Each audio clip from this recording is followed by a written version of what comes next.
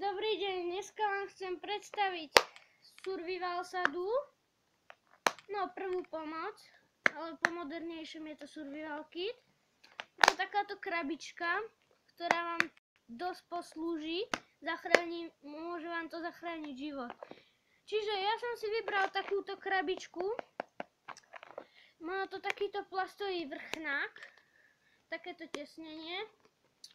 Je to dobré, pretože táto nepremáča. Odporúčam takúto, ale môžete si dať aj od energetických cukríkov Energit.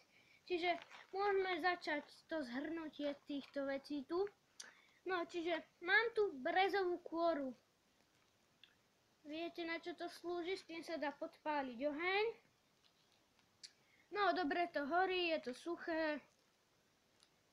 A môžete s tým dobre rozložiť oheň, veľmi dobre, keď si to najmä ešte nastružlíkate, alebo tak ďalej, môžete to obaliť voskom a horí to ako sviečka.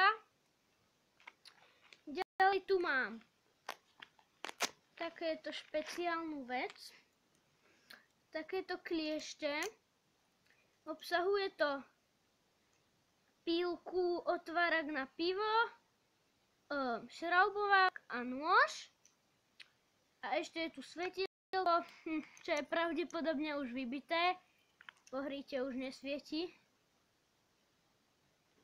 ale funguje to tak, že sa to tak zakrúti, ale mne to už nejde, lebo sa to vybilo. Čiže z tejto veci asi dosť, môžete to kúpiť v každom čiňáku, veľa to nestojí. Ďalej tu mám píšťalku. Normálna píšťalka, počuli ste ako píska, má veľa decibelov, dosť. Nechcem viac pískať, ďalej tu mám zápalky, Európa, obyčajné zápalky. Najlepšie je v KPZ-ke mať zápalky alebo kresadlo, ale určite nie zapaľovač, to nie je dobrý, čiže zápalky. Sú to dobré veci. Ďalej tu mám ihlu a niť, s tým si môžete vybrať napríklad z rany z prsta, keď máte niečo zabodnuté, si to môžete vybrať. Kúsok kôry alebo čoho, proste je to na to, alebo zašiť si gombík. Ďalej tu mám sviečku, obyčajnú sviečku, vonú sviečku, nemusí byť von, alebo potom vám z toho vonia celá KPZ-ka, ale je dobrá.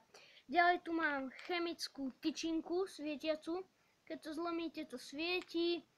Napríklad, keď sa vám namiesto, keď chcete to napríklad signalizovať alebo nejaký pochod je nočný, tak na to napríklad. Ďalej tu mám takéto matky zlisované, už takéto matky zlisované. Tie môžu poslúžiť ako závažie. Ďalej tu mám gumové rukavice z PVC materiálu, jednorazové, PVC rúško 20x20 cm. No obyčajné rukavice, napríklad keď si nechcete toto napríklad zašpiniť ruky od krvi, môžete použiť rukavice. Alebo keď si nechcete dostať infekciu do ruky a tak použijete jednoducho rukavice. Ďalej tu mám motus, to viete na čo slúži. Môžete s tým niečo pomotať, napríklad prístrešok, keď si robíte v lese. Napríklad. Ďalej tu mám takúto kartu. Je to survival karta, je tu pílka. No, niečo na viazanie, otvárak na pivo, toto neviem čo je, nejaká blbosť. Aj toto je otvárak a ešte je tu taký nožík, tupší a pravítko. Potom ďalej tu mám 1 euro na autobus napríklad, alebo keď si chcete niečo na jedenie kúpiť, napríklad rožok a salámu, takú lacnú, málo. Ale toto vám poslúži na autobus, na nič iné asi, len na autobus. Potom tu mám ceruzku. Konor, ceruzku, môžete si to nastrúhať a zapáliť a dobre to potom môže horeť. Ďalej tu mám šroubovák, čo neviem na čo, pretože v tých klieštoch mám šroubovák. Obyčajný šraubovák, môžete z nej šraubovať. Ďalej tu mám zodák, napríklad keď vás uštipne včela do krku, môžete zastaviť, no dá sa vám potom dýchať, lebo môžete sa zadusiť, vážne, je to nebezpečné. Ďalej tu mám cverny, či tieto, jak sa to volá, pripínacie špendlíky. Ďalej tu mám gombíky, 3. A ešte tu mám túto jednu pripínací špendlík. Ďalej tu mám 3 gombíky, si môžete prišiť. No, môžete si opraviť niečo, keď máte pokazané.